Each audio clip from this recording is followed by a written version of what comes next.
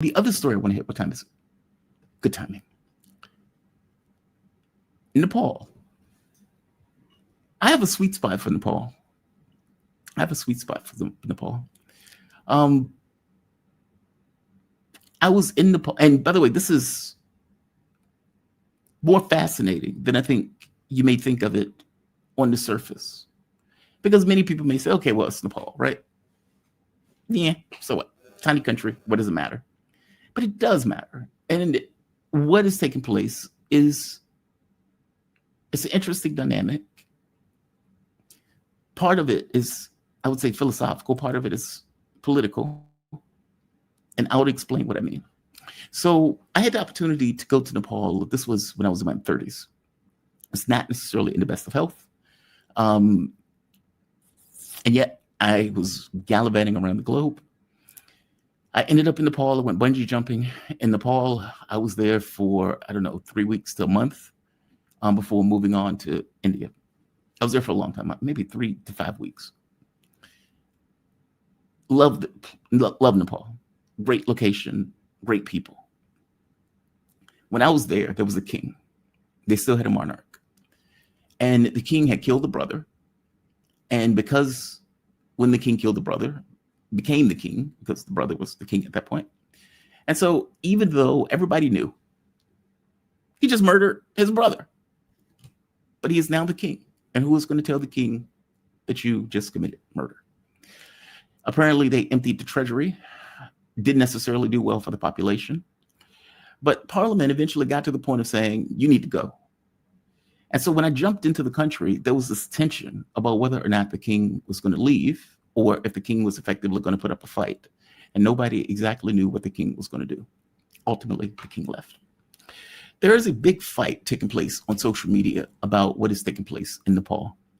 And I'm going to show bits and pieces of it. I'm going to walk through the story to try to give context. Because there's a interesting question at the very end of this that I want to ask. Is this a color revolution, or is this a real, legitimate uprising of a population because of issues of corruption and immiseration? That is the question. That is the fight that has been taking place online, where you have some people who would say, look, don't take away our agency in this case. And other people will point out, you are being led down a garden path. You're destroying your own governmental structures. You're destroying the government in and of itself. And just to show what I mean, this is Parliament building in flames. Parliament in flames.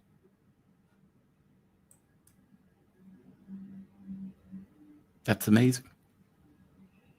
Paperwork, everything else gone, burned.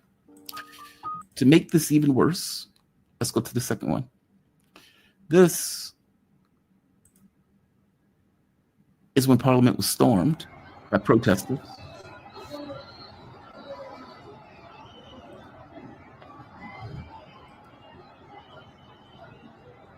Effectively raiding the building. On top,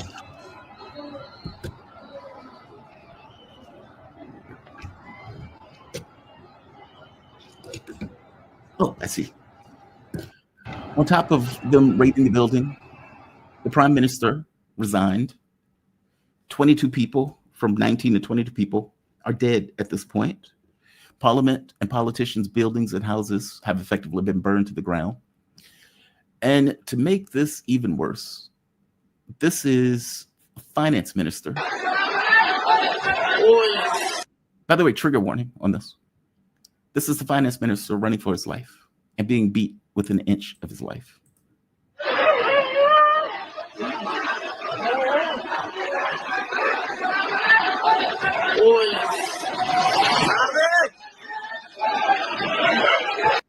It's even worse. Let's keep going with the story.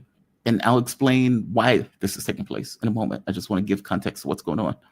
This is the Parliament building.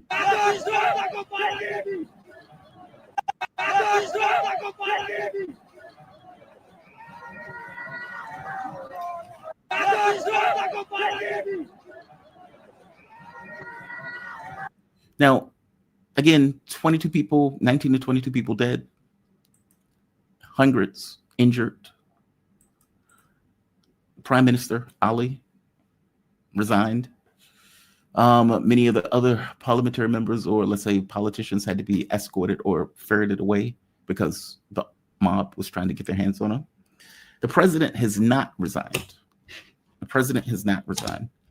The military has taken up a posture in the country itself to try to resume order in the country because looting, robbings, killings, etc., just utter and complete mayhem.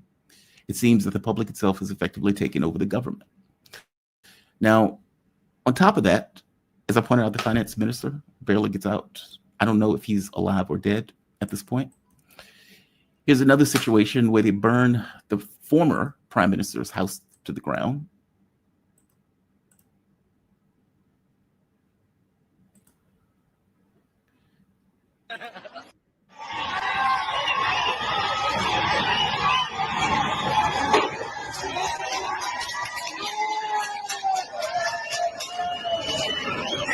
And they are celebrating as they do it. To make this one even worse, again, trigger warning on this. The wife of the former prime minister was in the house. Why is this happening? On the surface, there are mantras of corruption. There are mantras of, immiseration. Apparently, they're going with this thing of Nepo kids, that this is what do they call it? A Gen Xer protest. I want to make sure I get it right. There we are. The name of, I guess, that they were going with in regards to the protest was Gen Z protests. I'm sorry, Gen Z protests. And part of the thing that they were protesting was this thing called Nepo kids. Now, videos, and just to back up for a moment, Nepal's government told social media companies, Google, Facebook, Twitter, etc., like any other country, you need to follow our laws. Social media companies told Nepal to F off. So Nepal passed a law limiting those companies. The moment that law was passed, all hell broke loose. And the Gen Zer protests erupted. It started off small. It grew almost immediately at lightning speed, and it went all throughout the country itself, up until the point where what you saw, burning down parliamentary buildings, burning down politicians' houses, killing, beating politicians to within an inch of his life, burning that woman alive, not to mention all sorts of violence, looting, and everything else. It erupted seemingly out of the blue, and apparently initiated by the whole social media issue. It then became this notion of immiseration of the working class. Immiseration, poverty, corruption became the mantras that started coming out of this particular protest. Videos such as this start showing on social media. Now, what these videos show are effectively the difference between the lives of, let's say, the elites in the country versus the lives of everyone else. Effectively saying, Nepo kids, look at how this nepotism in regards to these kids, look how these people are living.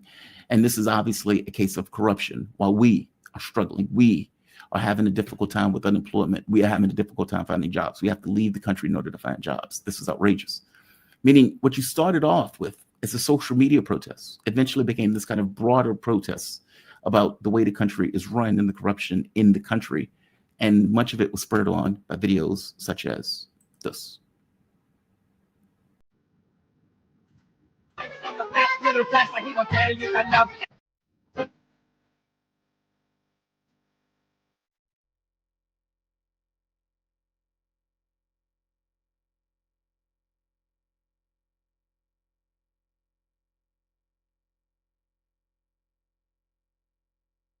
I think you see the point.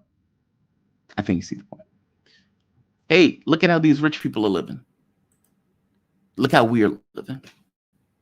Why is this right?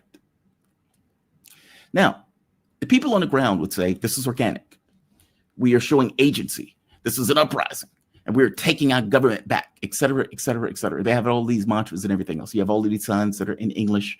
And to be fair, many people in Nepal actually speak English. So a little weird, but is what it is. Let's go with it. The problem with the argument that this is entirely organic is when you look at who is funding this and where this came from. So if you go to Al Jazeera, they say the following, this line is important. Dubbed the Gen Z protest, it was organized by the nonprofit organization Hami Nepal, meaning we are Nepal. According to Kathmandu District Administration Office, the NGO had secured approval for it. The protest spread to other cities. Now, who is Hamdi Nepal? Let's look that up, or Hami Nepal. If you look up Hami Nepal, and shout out to Brian Berletti for this, because he did great work as normal. You get this group. If you click on this, it will take you to this website. That's very nice. If you go down to the bottom of the website and say, who is supporting this work? Meaning, how do you get money to do what you do? Okay, well, you have Coca-Cola. All right, that's an American company. And then you have this. Okay, well, what is this? If you click on it, studentsforfreetibet.org. Studentsforfreetibet.org. All right. I'm not going to open that because that's going to take forever to open. I will go through, however, National Endowment for Democracy. National Endowment for NGO, powered by the United States in order to accomplish U.S. objectives. And if you come down, what do you have? Students for Free Tibet. And you also have Students for Free Tibet, Inc. These are groups that, at the very least back in 2019, were effectively funded by the National Endowment for Democracy to accomplish ostensibly anti-China objectives, if you're going with this notion of a quote-unquote free Tibet. When people, oh, you can't see that. Hold on. You didn't, okay, let's go back to it. This. Students for Free Tibet, Inc. and Students for Free Tibet, Inc. National Endowment for Democracy. It gives context. So, immiseration of the working class, people are very angry, people are very upset. You have this shadowy group, NGO, that comes in funding the protests, inflaming the protests in a particular way. And just so happened that the group is getting money from the US government to affect certain agendas. Now, if you are on the street and you're very pissed off, it doesn't mean your anger isn't real. It doesn't mean that you don't have a bunch of righteous indignation. It doesn't mean you don't have a point. It does not mean one iota that you don't have a right to be upset about the way your government operates, or for that matter, the way the rich lives versus the way you live. By the same token, if you're being turned in a particular way to burn down parliament, to kill your political figures, to go after politicians and everything else in the way that the government operates, meaning you're going after institutions of state, then you kind of have to ask, why are you being pushed in that direction? It's part of it. Is part of the reason this? The relationship between Nepal and China. Nepal signs a deal on Belt and Road, paving the way for progress on projects. Around this time, you have Victoria Nuland that had visited Nepal, trying to force Nepal to basically make a choice to choose the United States over China. Choose us, don't choose them. And lo and behold, now you have consequences. Just because there is a fault line in a society doesn't mean that that fault line is not real. The fault line is real. All things being equal, though, it's almost like external actors use those fault lines in order to accomplish their own objectives, inflame those fault lines, push them in a particular way. The idea that you go from social media to burning down a parliament building in 24 hours is pretty astonishing. That is an amazing thing. And you have to wonder to yourself, why are you doing that? There are videos of these guys, even when they're going into parliamentary buildings, pulling out guns and at that point being armed as they're going through the streets in their protests. Not saying that the feeling isn't real. Not saying that they don't have a good point. I am saying that this seems to be engineered and pushed in a particular direction for particular reasons. Now, the catch becomes, who's going to be the next president? Now, some of the people want the mayor. I don't know if the mayor even wants to take the particular job. But what typically happens is that the guy that comes in the office, coincidentally, of course, just so happens to have a particular tenor of the world that was somewhat different than the tenor of the last guy that had the job. We'll see if that's the case. Obviously, Nepal has a close relationship with China. Yes, there's a Himalayan mountain, so that's kind of difficult to get over. And yes, there were difficulties with earthquakes. There was difficulties with India at a certain point. But in the context of the Belt and Road Initiative, you can imagine that the United States wants to put the kibosh on China's, let's say, reach in the region. And if you could destroy the integrity of a government and make it look like a actual uprising and a revolution, then you do it. It's just a color revolution. We've seen it over and over again. We saw it in Indonesia. We saw it in Ukraine. We saw it in Georgia, or at the very least, the attempt in Georgia. We see these things all over the world in situations where the U.S. is trying to affect a particular agenda, or let's say some external entity is trying to affect a particular agenda. I just want to nail something down. What time is it? Before I move on to the next point. Two things can be true at once. People can be legitimately upset. People can be legitimately pissed off. People can have every reason to be pissed off in the way that the government operates.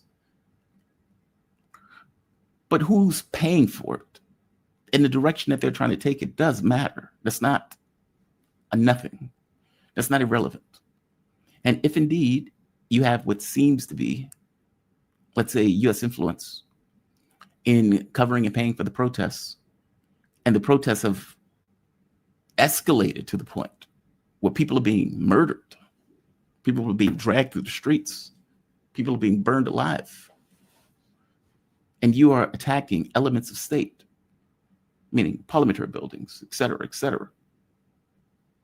don't you have to ask why? And how did it get to that particular point? I get the anger, I get the rage, but Jesus, the motives of the people who are paying you does matter. At the very least in this context, for these protests, especially when you have them up to this point. The military is asserting control, and the military has put a curfew in effect. They've spoken, effectively saying they regret all of the stuff. This is pretty horrendous. But at this point, they have started patrolling the streets themselves. And we'll see. Ali, the president or the prime minister stepping down, in no way stemmed the protests. They just kept going at this point. So we will see if Nepal falls back under a certain amount of control. We will see who the prime minister is going to end up being at the end of all of this, whether that guy's going to have a certain tenor that is going to be, let's say, tilted away from something like the Belt and Road Initiative, or whether that guy's going to continue with the direction that he's going. I am trying to nail down this point, though, that I'm not trying to undercut what people are feeling in this. I'm trying to point to, are you being led in a particular direction? And again, after watching this in Ukraine, after watching this in Georgia, and you get all of these kids who know nothing about politics, they know nothing about, how this stuff actually shakes out in the real world in regards to how countries leverage rage, anger to accomplish larger geopolitical objectives. What they know is we're pissed off. We feel like we're being screwed over. They are getting over in regards to corruption, and we need to burn this place down. And they did. So